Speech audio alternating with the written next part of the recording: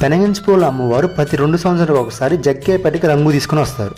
అసలు ఎందుకు తీసుకొస్తారో తెలుసా? 17వ శతాబ్దంలో మూలామూర్తులైన 11 విగ్రహాలను చెక్క మరియు లక్కతో కలిపి పెనగంచిప్రోలులో ప్రతిష్ఠించిన తర్వాత ప్రతి 2 సంవత్సరాలకు ఒకసారి ఆ 11 విగ్రహాలను తీసుకొని రంగు మరియు మరుమత్తుల కోసం జగ్గయ్యపేటలో ఉన్న రంగు బజారు తీసుకుని వస్తారు. ప్రపంచంలో ఏ గుళ్ళోనైనా కానీ ప్రతిష్ఠించిన మూలామూర్తుల్ని ఆలయం బయటికి తీసుకుంటారు, కానీ ఈ లక్ష్మీ తిరుపతమ్మ అమ్మవారి ఆలయం మాత్రమే ప్రతి 2 సంవత్సరాలకు ఒకసారి బయటికి తీసుకొని వచ్చి రంగు తీసుకుని వెళ్తారు. ఈ గుళ్ళో ఉన్న ప్రత్యేకత అది. ఆలయం నుంచి బయటికి తీసుకొచ్చిన తర్వాత రజకులు తన తలపై పెనగంచిప్రోలు మొత్తం ఊరేగించుకుంటూ ఊరు చివరి ఉన్న రంగు మండపం వరకు ఎత్తుకొని వస్తారు. అక్కడి నుంచి ఎడ్ల బండ్ల మీదుగా పెనగంచిప్రోలు, మొక్కపేట, చిల్లకల్లు నుంచి జగ్గయ్యపేటలో ఉన్న రంగు బజార్ తీసుకొస్తారు. అక్కడ సుమారు 22 రోజుల పాటు అందంగా ముస్తాబైన తరువాత ఆ అమ్మవారిని జగ్గయ్యపేట, చిల్లకల్లు, భీమవరం మీదుగా లింగగూడెం నుంచి పెనగంచిప్రోలు తీసుకెళ్తారు.